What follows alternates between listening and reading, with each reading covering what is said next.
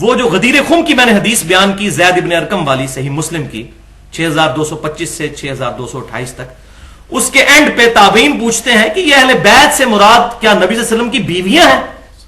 تو زید ابن ارقم کہتے ہیں کہ ہاں وہ تو مراد ہے ہی ہیں، لیکن یہاں پر غدیر خم پر اہل بیت سے مراد نبی کی بیویاں نہیں ہیں،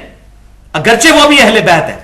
یہاں پر مراد وہ ہیں جن پر نبی صلی اللہ علیہ وسلم نے قیامت تک کے لیے صدقہ حرام فرما دیا۔ زید ابن ارقم اس حدیث کے راوی خود تفصیل کر رہے ہیں صحیح مسلم میں، اور پھر فرمایا کہ آل جعفر، آل عباس، آل عقیل اور آل علی، ان چاروں کی جو اولاد ہے قیامت تک کے لیے یہ اہل بیت میں الحمدللہ شامل ہے، اگر کرتوت ان کے ٹھیک ہے، ورنہ قرآن کی روح سے نوح علیہ السلام کے بیٹے کو بھی خارج کر دیا گیا، حالانکہ ان کا بگوٹن سن تھا، صلبی بیٹا تھا، لیکن کہا کہ یہ تیرے اہل میں سے نہیں ہے۔ اہل سے ہو تو ظاہر ہے کہ امت سے وہ لوگ افضل ہیں اگر واقعی اپنے اعمال درست کریں تو۔ کیٹیگری نمبر 3 جو ہے وہ اسپیشل پروٹوکول کے ساتھ 4 ہستیاں ایسی ہیں جن کو نبی صلی اللہ علیہ وسلم نے اپنے ساتھ اہل بیت کے طور پر استعمال کیا، وہ انشاءاللہ ڈیٹیل حدیث میں سیدنا حسین کے فضائل کے چیپٹر میں بتا دوں گا۔ یہاں ضمناً بتا دوں کہ صحیح مسلم میں انٹرنیشنل نمبر کے مطابق 6261 نمبر حدیث ہے اہل بیت کے فضائل کے چیپٹر میں، جو اہل سنت اور اہل تشیع کے ہاں کامن حدیث ہے کہ نبی صلی اللہ علیہ وسلم نے اپنی اون کی چادر مبارک جو اوڑی ہوئی تھی، اما عائشہ راوی ہیں کہ اس چادر کے نیچے سیدنا حسن کو لیا، پھر سیدنا حسین کو لیا، پھر سیدنا علی کو لیا، پھر سیدہ فاطمہ کو لیا، اور پھر اللہ کے حضور یہ آیت پڑھی، انما یرید اللہ لیذھب عنکم الرجس اہل البیت ویطہرکم تطہیرا۔ لہذا ہمارے پروفٹ صلی اللہ علیہ وسلم نے اس آیت کے کانٹیکسٹ میں ایکسٹینشن کے طور پر ان 4 ہستیوں کو بھی شامل کیا، اور نبی صلی اللہ علیہ وسلم کو ملا کر 5 جن کو ہم پنجتن پاک کہتے ہیں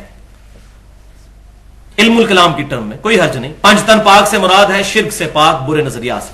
سب تن پاک، اور یہ پنجتن خصوصیت کے ساتھ پاک۔ ہاں گناہوں سے پاک کا اہل سنت کے ہاں صرف عقیدہ انبیاء کرام علیہ السلام کے لیے الحمدللہ، لیکن یہ ضرور ہے کہ اللہ کے نیک بندے جو ہیں وہ کافی حد تک گناہوں سے محفوظ ہو جاتے ہیں،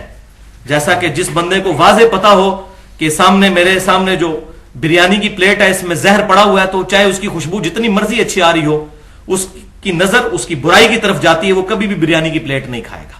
اسی طریقے سے جو اللہ سے خوف رکھنے والے لوگ ہیں ان کے سامنے گناہ جتنا بھی مزین ہو کر آئے، بہرحال وہ اس بریانی کی پلیٹ کی طرح اس کو ریجیکٹ کر دیتے ہیں جب وہ اللہ کے عذاب کی طرف نظر کرتے ہیں۔ لہذا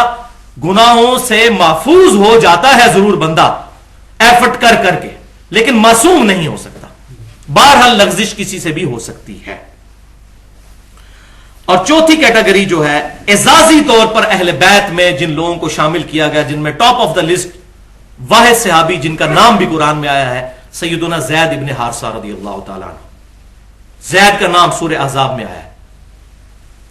ان کا بیٹا اسامہ ابن زید، بخاری اور مسلم میں احادیث موجود ہیں کہ نبی صلی اللہ علیہ وسلم کہ جو اہل بیت والے جو چیپٹر ہیں ان میں اسامہ بن زید کو ڈالا گیا۔ بڑے بڑے صحابہ اکرام علیہم رضوان حضور کو ڈائریکٹ اپروچ نہیں کر سکتے تھے، سفارش کے لیے اسامہ بن زید کو،